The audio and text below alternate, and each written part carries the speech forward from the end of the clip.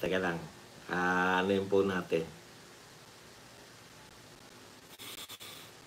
Magandang araw sa atin lahat mga kababayan. Saan man panig kayo ng daigdig naron. Dito na naman tayo sa another episode ng ating vlogs. Badong Aratelis po. Pag-uusapan natin ngayon, ito po, no, pinake news po ni Mike Abe. Ang Magdalo.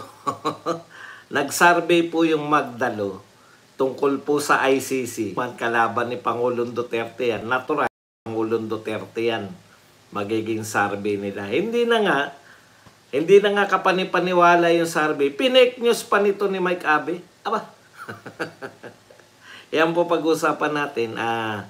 Ito naman po si Coach Janet. Coach Janet, mga walang tirahin natin yung mga utak ng mga na yan. Huwag na tayong pumatol doon sa mga sa mga ang kaya lang i-content yung ngipin ni Badong at saka yung pagiging bonjing daw ni Badong. Dito tayo sa mga nagkukunwaring matatalino. No? Ito naman po si Coach Janet. Ay wala na raw tiwala, no?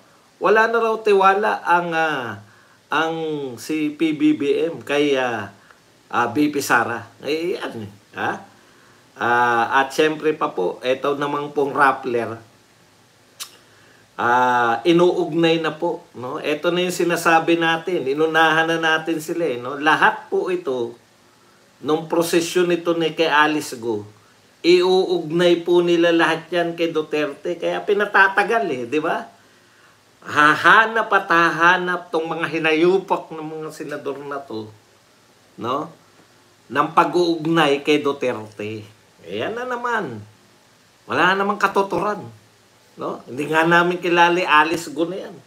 Ano mang gawin nyo riyan, bilisan nyo na at nag-aaksaya lang kayo ng pera ng taong bayan. Tapos ngayon, maririnig na naman namin, inugnay nyo na naman kay Duterte. Anak ng tinapay talaga. Alam nyo po, sa totoo lang, ang mga Duterte po, ang mga Duterte po, walang binabayaran. Hindi nagbabayad na sa media, hindi nagbabayad ng para ma-promote ang sarili nila. Libre po ang promotion. Sino po nagpo-promote sa mga Duterte? Si Mike Abe, si Coach Janet, at lahat ng vlogger ng PBBM.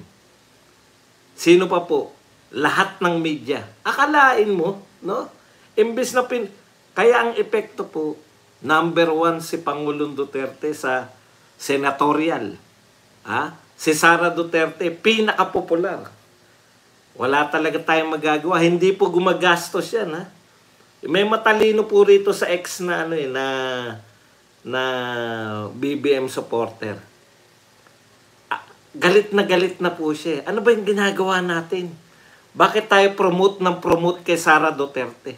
Nauunawaan po nila No, yung ginagawa ninyo, libreng promotion sa mga Duterte. Paninira, iugnay. Pero yun yung Alice Go lang ang pinag-uusapan. Kung siya ba ay in-check o hindi. Tapos isisingit nyo na naman yung mga Duterte. Wala talaga. Okay, yan po mga pag-uusapan natin. Pagkahigop natin ng kape.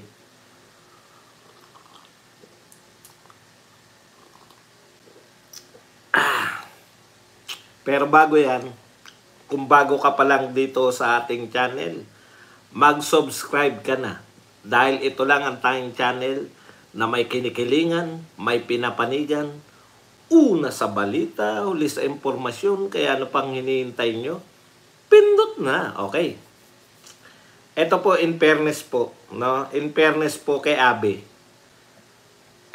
Baka naman hindi niya sinasadya na i-fake news niya yung balita ng Magdalo.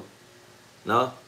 Baka naman mahina lang talaga pang intindi. Dalawa lang po Kasi nagulat ako. Ito ang pamagat ni Abe. 73% pabor na sa ICC arrest versus Duterte. Ano po ang kahulugan niyan? 73%. Nilagyan niya lang ng question mark. No? Pero hindi ka maililigtas ng question mark mo, Abe. Yung paglalagay mo ng question mark, ang patunay naman na hindi ka sigurado sa mga pinagsasabi mo. Paano mo lalagyan ng question mark, kinukot mo yung Magdalo? Di ba bobo? Pag kinukot mo yung isang tao, hindi ka pwedeng maglagay ng question mark. Kinukot mo eh. Pero, mali nga yung pagkaintindi niya eh. Pinakinggan ko rin si Mike Abe. Baka naman ako ang mali. No? Baka naman clickbait lang yun. Yung kanyang 73%. Aba, pinakinggan ko po. At yun talaga yung pagkakaintindi niya. 73% pabor na sa ICC ayon sa Magdalo report, ayon sa survey na sinagawa ng Magdalo. Magdalo po yung nagsagawa ng survey. So tayo, hindi po tayo basta naniniwala eh. Di ba? I-search naman natin. Sani Trillanes, Magdalo. Ano talaga yung resulta? Ipagpapauna ko po, no? Hindi po kasama yan sa reputable survey company, yung Magdalo. Kasi alam naman natin na yung Magdalo ay kalaban po yan ng mga Duterte, di ba? Si Trillanes, numero 1 po yan na kalaban ng mga Duterte. Tama po? Kaya kung magsasurvey po yan at sila nagsurvey, malamang sa hindi, hindi katiwa-tiwala. Malamang sa hindi. Kasi kalaban ka eh. Di ba? Okay. Ngayon, hindi na nga katiwa-tiwala yung Magdalo na magsasabi na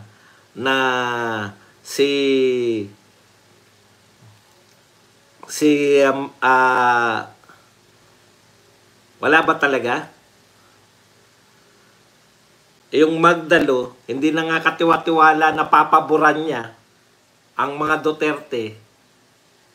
Si Mike Abe, hindi pa po maintindihan, no? Yung sinasabi ng Magdalo. Mike Abe, makinig ka, i-explain ko sa'yo. Mahirap kasi yung ikaw na pinakamagaling na vlogger ng BBM. Alam mo naman yung, alangan naman sila mimiyak yung, sila mimiyak o yung mga, yung si Derek at kung sino pa riyan. Na ang tanging topic, kumakagat ako ng mic. Ikaw na nga, di ba? Ikaw ang nagmamarunong eh. Mike Abe, tapos ganyang kakabugok. Babasahin ko ha. Basahin natin ha. Ito po, post po to ni Sani Trillanes. Our Magdalo survey results for May 22 to 24 are out. Diba? So may totoo yung sinasabi ni Mike Abe. Meron nga talagang survey yung Magdalo. Ito po ang ituloy natin. On the question, ano ang pananaw mo sa nalalapit na pag-aresto ng ICC kay Duterte? Hindi nila tinanong, pabor ka ba? So yung wordings po, hindi yung pabor ka ba na arestuin si Duterte o hindi. Parang kaya po yung biases ng mga survey, makikita yan sa questionnaire. Ano ang pananaw mo sa nalalapit na pag-aresto ng ICC kay Duterte? Ibig sabihin, hindi mo tinatanong yung tao kung ikaw ba ay pabor na arestuin siya. No? Ipinagpapalagay na kagad ng tanong na aarestuin si Duterte. So doon pa lang, talagang aarestuin na pala si Duterte. Pero ituloy pa rin natin kung gaano kabugok to si Abe. Wala tayong problema. Survey nila yan. Hindi nyo pwedeng questionin. Ang question nyo dyan, yung paraan ng question, di ba? Okay. 27% na lang ang hindi sang-ayon. So meron pa lang hindi sang-ayon. In other words, 73% na ng mga Pilipino ang sang-ayon / neutral. Para lumaki, yung kunwari ay sumasang-ayon, isinama nila yung neutral. Hindi natin alam kung ilan yung bilang ng neutral. So yung 73% Abe, sang-ayon at / neutral. Ano po ba ibig sabihin ng neutral? Pwedeng sumasang-ayon sila o hindi sila sumasang-ayon. Kasi ang hindi sumasang-ayon, 27%. Hindi sumasang-ayon malamang na hulihin si Duterte. Pero yung sang-ayon, /neutral, 73%. O, Mike Abe, hindi ako naniniwala na pinake news mo. Mas naniniwala ko na hindi ka makaintindi. Yan ang yan ang pinakamatalino yung vlogger. Hindi maintindihan yung 73% ay sang-ayon at neutral sa ICC, arrest kay Duterte. Ganun lang po kasimple yun. Pinipresent lang yan ni Trillanes na mukhang maraming sang-ayon. Hindi niya pinakita kung ano yung resulta . Di ba? Yun po yung question natin doon. Pero yung pagkakaintindi, alam mo naman to si Abe, may kakulangan. Ayan yung pagkakaintindi niya. 73% pabor na sa ICC. Arrest versus Duterte. Wala tayong magagawa. Isa pang marunong. Baka akala nyo, nagkukunwari tayo. Kaya tayo dito, hindi tayo maglalabas ng mga sex tape nito, mga tukmol na to, kung meron man. Hindi natin gagawin yung ginagawa nila. Hindi tayo bababa sa level nila.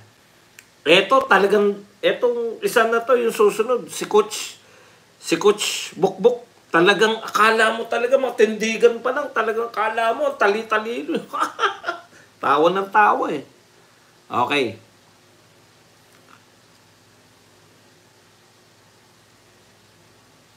Sabi nito ni Coach Bukbuk, no? Yung alam mo yung talino ko.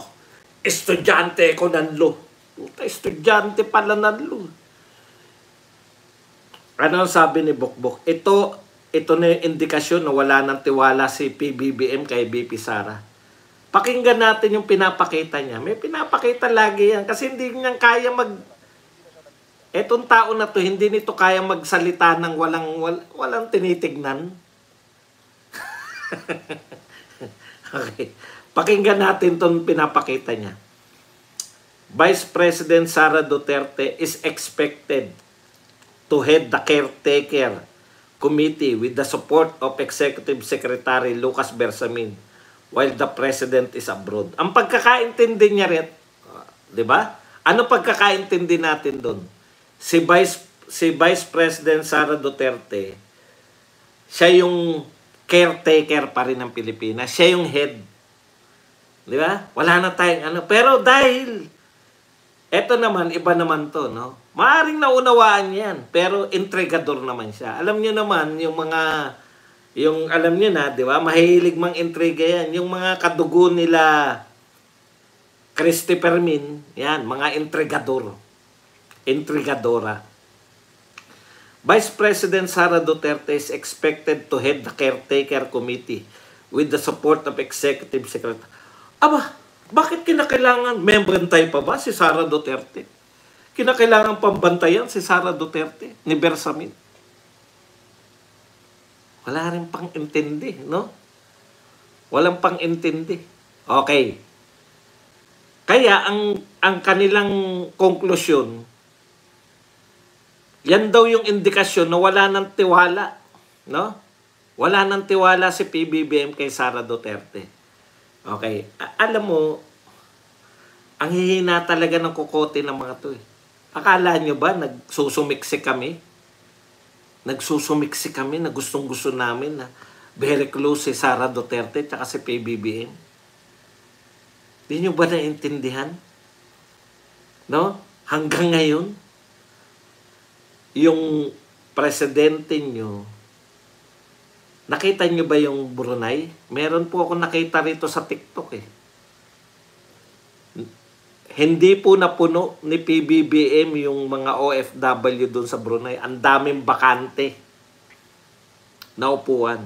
Si Duterte, mas malaki yung venue ni Pangulong Duterte sa Brunei nung siya ay nagpunta ron. Sa tingin nyo ba excited pa yung mga taga-ibang bansa na dumadalaw yung Pangulo natin?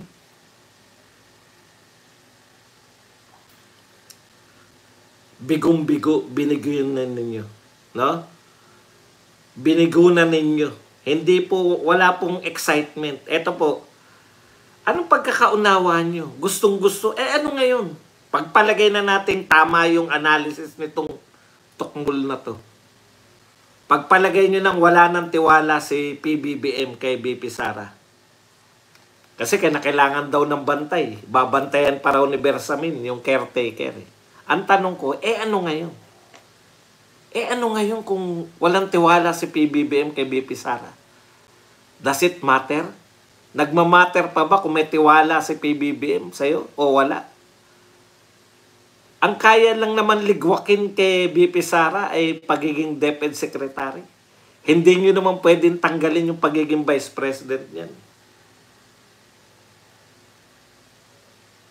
Mas makakabuti ba sa oposisyon? Ang tunay na oposisyon po, itong mga Duterte na. Mas makakabuti ba sa oposisyon na tanggalin ni PBBM si BP Sara? Natural. Excited kami na tanggalin. Pero ang question sa iyo, Janet, bakit hindi tinatanggal ni PBBM? Yun ang i-analyze nyo. Bakit hindi matanggal-tanggal kahit na galit na yung asawa, kahit na ayaw na makipagpikian ng asawa ni PBBM dito kay BP Sara? Bakit hindi kayang tanggalin? Bakit sa kabila ng lahat, naasar kayo lahat, nananawagan kayo, no? Nananawagan kayo na BP Sara resign, na nilangaw. Kailan ang ulit nyo? Kinakantsawan nyo yung maisog na hindi natutuloy? Mapospon man yung maisog, nag-aabang pa rin lahat ng tao, hindi lang po rito sa Pilipinas. Sa amin po, ang laging question sa amin mga vlogger, kailan magkakaroon ng maisog dito sa Pampanga? Kailan magkakaroon ng maisog sa Maynila? Sa mga lugar nila. Hindi po napipigilan ng yung excitement po. Na-excite lalo yung mga tao na magmaisog. Akala nyo nanghihina? Kayo, may susunod pa ba yung kahihiyan yung Sara resign? Dadagdagan nyo pa ba? Meron. Pwede talaga.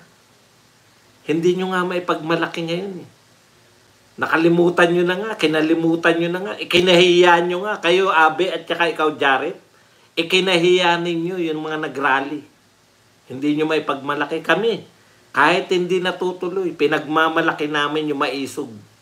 Ipinaglalaban namin. Kayo ba na pinaglaban nyo yung mga katropa pips nyo? Okay.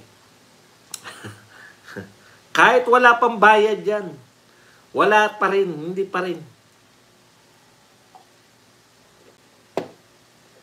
Tanong, wala na bang tiwala si PBBM? Ano ngayon? Ang question, may tiwala pa ba yung taong bayan? Yun yung malaking tanong. May tiwala pa ba yung taong bayan? Kay BP Sara, kay PBBM. Tanggap nyo na nga Sa totoo lang tanggap nyo na sa lahat ng survey, laging lamang si BP Sara. Vice President lang ng Pilipinas, laging lamang sa presidente. Minsan naungusan ng 1 point. Minsan lang po naungusan ni President Marcos si BP Sara ng 1 point lang. Grabe, kala mo na sila, nagbunyi na Talaga? Sa isang survey naungusan ng 1 point. Puta, bunyim-bunyi na sila. Tagumpay na. Pwede na kami. Nagdiwang Pero biro, ganun katindi. Tinanggap nyo na ngayon pa lang. 2 taon pa lang. 2 taon pa lang. na nanunungkulan, tinanggap nyo na mas popular, mas hinahangaan ng tao si VP Sara. Paano hindi nyo hindi nyo anong tawag doon? Hindi nyo magampanan yung tungkulin nyo para kay Martin at para kay PBBM. Ang alam nyo lang kasi manira sa mga Duterte. Ang problema, libreng promotion yan sa mga Duterte. Libreng promotion. Hindi ba naintindihan pa rin hanggang ngayon?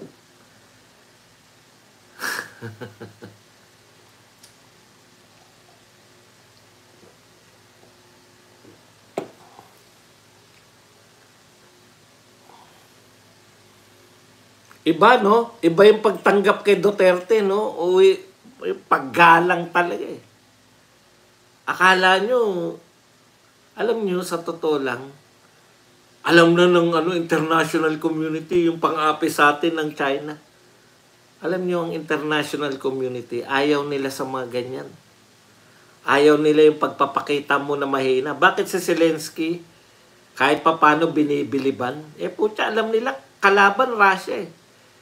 Pero nakikipaglaban pa rin. Tayo, hindi natin lalabanan ng water cannon. Hindi natin lalabanan ng water cannon pa lang, ayaw na natin gumanti. Mag-expect kayo na mag-expect kayo na tataas yung tingin sa atin ng international community. Alam niyo yung mga paawa effect? Di ba may mga ganun tao? Na ting may kainan kayo sa inyo, may mga yung paawa na makaganon lang habang kumakain kayo. Ano po yun? Parang ganun po tayo eh. Nagmamakaawa lang po tayo, hindi po kasiyahan. Ayan na naman, puta, 2016 pa yan, jet ski niya. Paulit-ulit, loading ang mga utak nyo. Ang taas na ng talakayan namin, no? Jet ski pa rin kayo. Wala talaga, kaya kayo eblib kayo sa mga sa mga nagpalabas ng mga, may video si Maharlika. Talaga? May video si Maharlika? Magugunaw na mundo. Jet ski tayo. Dami na po naganap eh. No? Ipagmalaki mo naman. Chad, ipagmalaki mo naman yung nagawa ng amo mo. Huwag yung mga hindi nagawa ng amo ng boss namin. Ng idol namin. Marami kasing hindi nagawa yung idol namin. Tama yun. No? Tama yun. Maraming hindi nagawa yung idol namin. Pero sangkatutak yung ginawa ng idol namin. Yun naman pala, palakpakan natin si Chad. Ganyan Chad. Huwag yung bira ng bira. Meron ka naman palang pagmamalaki. Okay na yun. Sige. Yan, ganyan. Kahit maliliit na bagay, pag malaki nyo, para hindi kayo nagmumukhang tanga. May mga napamigay palang bahay. Okay yan Chad. Ganyan dapat. Kau naman, no? Kami, pinagmamalaki namin, di ba? War on drugs. Build. Ang lalaki ng proyekto. NTFL ka. Yan. Tapos meron naman palang pagmamalaki. Bakit pa kayo naninira? Meron naman palang ilang pinamigay na bahay. Yan ang sabihin mo.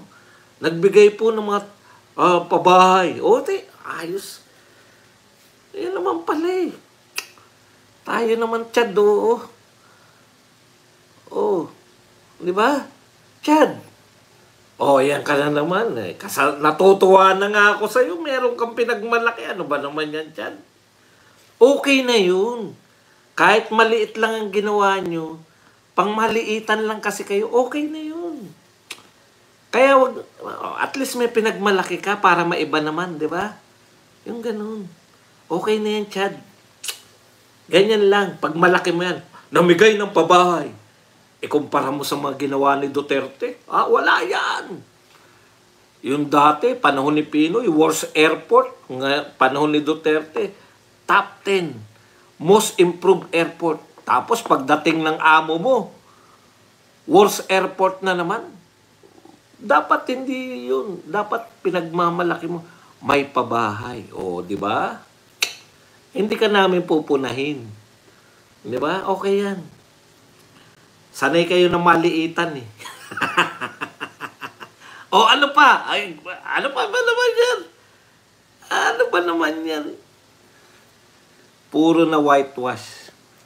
Hindi ko maintindihan. Pasensya ka na dyan. Dan talino mo eh. Meron po silang pinagmamalaki. Yan ha. Chad ha. Congratulations po. Namigay ng ilang pabahay. Ayos. Meron naman pala. Balik na tayo sa tunay na issue. Ito naman po ang Rappler. Nakakaawa, no? Nakakaawa rin, no? Nakakaawa rin sila, no? Ang lalaki kasi ng mga proyekto ni Pangulong Duterte. Tapos, pag malaki mo nga nagawa, ay may pinamigay na pabulong lang. Atin-atin lang to. May pinamigay na pabahay. Hindi may pagmalaki. May suggestion. Ito po. Kumusta na yung mahaba na, no? Ang dami na ng drama dito kay Alice Go. Ngayon, ito na po yung pananaw dyan, no? Rodrigo Duterte created the Pogo, crimes, and Alice Go. Si Rodrigo Duterte na po ang may kasalanan ng lahat. Ibig sabihin, panahon ni Duterte, may Pogo, therefore, panahon ni Duterte, na-create yung mga katulad ni Go. Anong solusyon natin? Ibalik si Duterte? O tanggalin? Hindi po ba? Ito talaga ang worst na no? Worst talaga na gobyerno, no? Lahat po natutuklasan nila may problema. No? Nakikita po nila may problema tayo sa Pogo, may problema tayo sa West Philippine Sea, may problema tayo sa tapos, kasi hindi tinapos ni Duterte yung mga problema. May problema tayo sa traffic, kasi hindi nila natapos. May problema pa rin tayo sa droga, kasi may droga pa rin nung iniwan ni Duterte. May droga pa rin, kaya minana lahat yan. No? Ito po si Alice Go. Hindi ko na po maintindihan kung ano pa yung purpose natin. Until na nakita ko to yung sa Rappler, no? Shortcutin nyo na. Sherwin Gatchalian, tsaka to pinahahaba nyo pa nagagastosan tayong mga Pilipino Pera po namin yan no? Ang haba-haba na Ngayon, ang latest, meron na po silang patunay. Pinaghihinalaan ayon sa investigasyon ni Gatchalian na si Wen Lengpei, tsaka si Chung Chang-chung, at tsaka si Neng Chung Chang, ay ang mga magulang talaga yan ni Gukuku. Kaya sila yung mga inchik. Ganun lang pala, no? So kung mga inchik sila, hinala lang. Kasi hindi nila mapapatunayan Alam niyo yun, nag-arrive sila.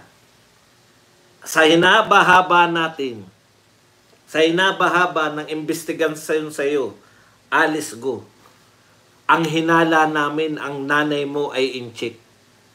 Ha? Nagulat tayo lahat. Ha? Inchik pala. Ang tanong ko, ano ngayon? Ang tagal nyo nang iniimbestigahan. Ano ngayon kung inchik? Ano na? Asan na yung Pogo? Move on na tayo. May kaugnayan ba siya sa Pogo? Ay, teka lang muna. Matagal kami mag-ugnay Inuugnay muna namin siya sa nanay niya kung Pilipina ba o inchik. Hindi talaga ako nanonood kasi walang patutunguhan ano na? Kung hindi, tandaan nyo hinala nila inchik. So walang katuturan yung hinala. Hindi po pwede sa batas na Kaya nga ang tanong kay Comelec, pwede pa bang tumakbo si Go? Pwede. Ha? Ibig sabihin, hindi naman napapatunayan eh. Pogo na tayo, pogo na. Ang tanong natin sa pogo, mag-focus kasi kayo sa pogo. No? Iyon yung gusto kasi nila eh. Eto, iugnay nila yan. Ngayon, pogo na. Alam nyo, ugnay lang kayo na ugnay. Lutasin nyo. Deklaran nyo na masasamang tao lahat ng mga tao sa pogo at palayasin na lahat. Teka muna, Badong. Sa Cavite? Teka muna. Kaya ba nila yung Cavite? Bakit nga pala hindi iniimbestigahan yung Cavite? O yung Parañaque? O yung kung saan pa man may pogo? Bakit nakapokus kay Go? Siya na lang para pasamain na ng pasamain? Ibig sabihin si Go ba, si Alice Go ang namamahala ng buong pogo sa buong Pilipinas? Hindi nyo nga may ugnay yung pogo sa Bamban kay Go Ano po yung ultimate goal natin dyan? Di ba? Thank you very much kay Imelda Sanggalang sa pagbibigay sa atin ng 20 Canadian dollars. Kasi parang, araw-araw pinasasama ninyo si Alice Go. Hindi po namin kilala yan. Wala kaming pakialam dyan Tatakbong ba senador yan? Hindi. Wala po kaming pakialam. Kapartido ba yan ni Kapartido po ba yan ni Pangulong Duterte? Hindi rin. NPC yan Wala talagang kaugnayan. Para saan pa po? Kung pogo po ang gusto nyo, yung mga kasamaan ng pogo, okay na yan, establish na natin, masama yung pogo dyan. Kung hindi nyo ma-establish yung dapat meron na umuusog na. Pogo naman sa ibang lugar. Parañaque, sa Cavite ba? Pogo ba yun? Pogo ba yung sa Cavite? Hindi ko alam Bakit na-stuck na kayo kay Alice Go? Di ba? Siya ba yung ugat ng lahat ng pogo rito sa Pilipinas? Ganun ba kasama yung pogo? Thank you very much Imelda Sanggalang sa 20 Canadian dollars. Move on na tayo sa iba. Habang ini-establish natin.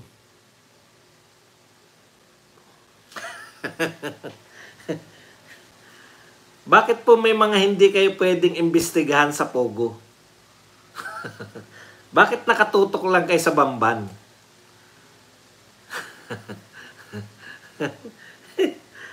Hindi po ako. Yan po pumasok po yan legal, di ba? Ako sa tingin ko legal yan, may mga papeles na legal yan Yan pogo. Ngayon kung meron, gusto nyo, kasi matagal na yan matagal na sinasabi ni Ontiveros na masasamang tao yan sa pogo yun po establish nyo. Hindi na po yung hindi nyo nga mapasama si Alice Go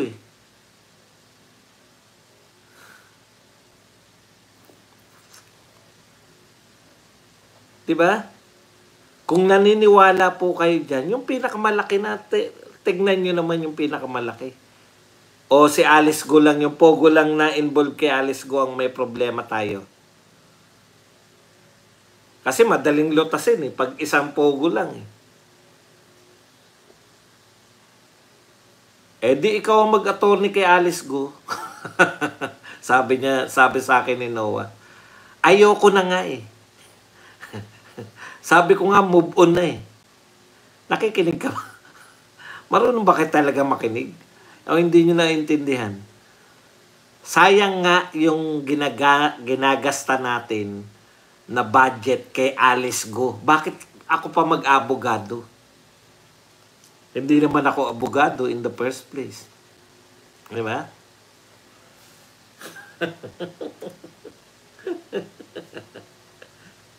Nakakatawa itong mga tao rito. Galit na galit ba kayo dahil tagapagtanggol kayo ni Abe at ni Janet? Ayan, no? Two senators said it is possible that Alice Gu's parents were both Chinese after all. O ano ngayon?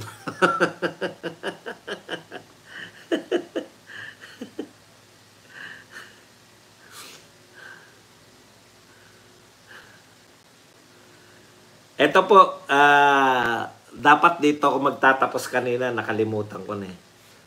Good news po, sabi ni Ralph Recto. Aba, si Ralph Recto nga pala ay Finance Secretary. Di ba? Finance Secretary. Pinalitan niya si ano, no? Si, yung magaling na si Jok mo. Okay. Sabi ni Recto, Philippine economy to triple. Galing, palakpakan tayo. Yung kung magtatatlong doble daw yung Philippine economy. Ang galing, no? Galing pala nito ng asawa ni Vilma Santos. Congratulations po sa ating gobyerno.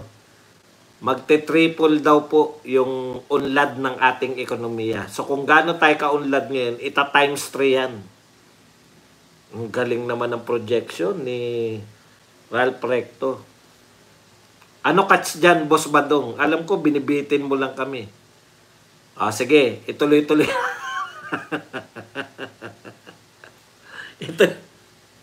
Ituloy-tuloy natin. Philippine economy to triple by, ayan yung petsa, by 2033. 2033? Teka muna. Hanggang kailan manunungkulan si PBBM? Kaya ako naniniwala eh. Naniniwala ka ba, Badong? Naniniwala ako na mati-triple. Magtatatlong doble yung ekonomiya ng Pilipinas. Kasi sabi niya, 2033. So, 2033, hanggang kailan ba yung panunungkulan ni PBBM? 2028, di ba? Hindi, logical to eh. Logical po. Totoo po yan. Ako naniniwala ko dyan eh. So, by 2028, bagsak yung ating ekonomiya. Hindi. Makinig lang kayo ha. Tama to eh. Di ba? Babagsak yung ekonomiya. Bagsak na yan sa 2028. Tapos upo si Sara Duterte, maibabangon niya. Yung pinakamababang level ng ekonomiya, doon ka magmumula eh. Di ba? So kung 2028 hanggang 2033, may 5 taon si BP Sara, mula sa bagsak na ekonomiya, pwede talagang mapaangat niya ng 3 beses. Kasi bagsak eh. Hindi kinuwento ni Recto na pag nagtuloy-tuloy yung gobyernong ito na sila manunungkulan, wala naganap, no? Normal lang. Tuloy-tuloy din yung pagbagsak ng ating ekonomiya. Kaya by that time, natural, pag napaangat yan ng susunod, times 3 kayang-kaya. Di ba? Kasi babagsak na bagsak eh. Kaya naniniwala ko rin kay Recto.